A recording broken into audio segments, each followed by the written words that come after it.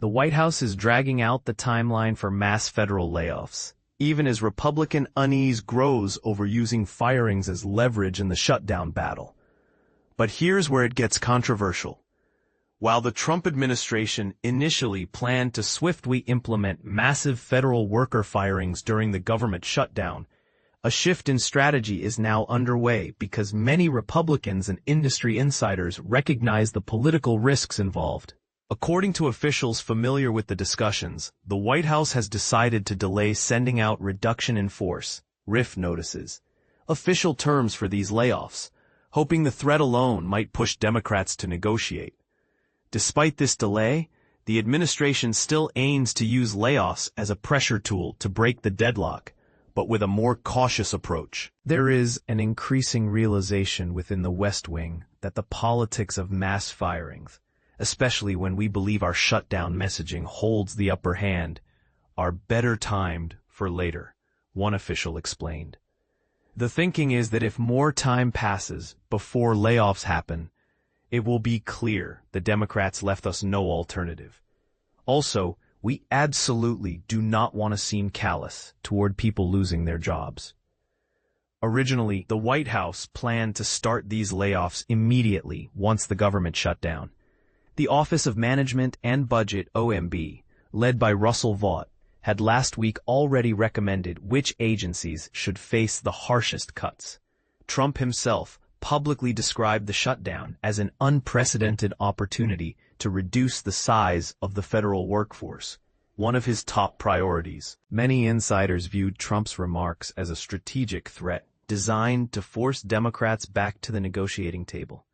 The bitterness over federal worker firings traces back to earlier in Trump's presidency, when many Democrats reacted strongly to workforce reductions implemented by the Department of Government Efficiency, once led by Elon Musk.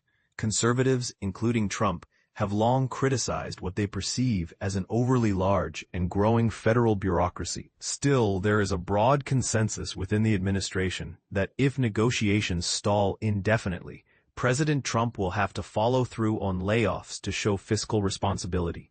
Eventually, reality will have to be confronted, a White House official stated.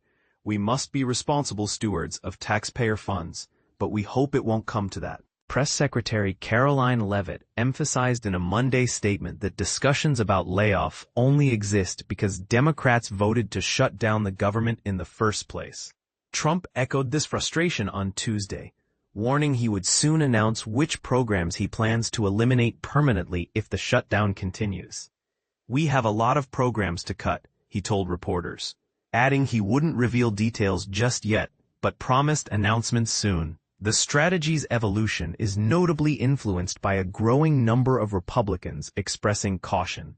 Some lawmakers argue that talk of sweeping layoffs may excite the party's base, but alienate moderate voters whose support is critical for maintaining political leverage.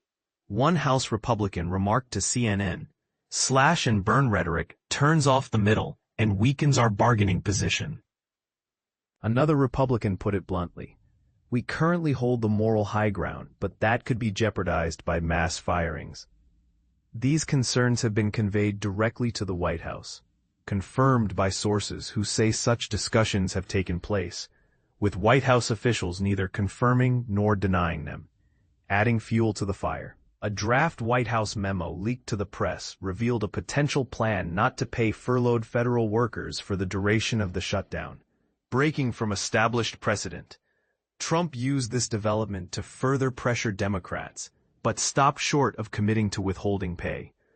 Speaking during an Oval Office meeting with Canadian Prime Minister Mark Carney, Trump acknowledged the risk involved, while suggesting pay decisions might vary case by case. House Speaker Mike Johnson stressed on Tuesday that both he and the president support back pay for furloughed employees once the government reopens, but Trump implied some workers might be handled differently based on merit, stirring further debate.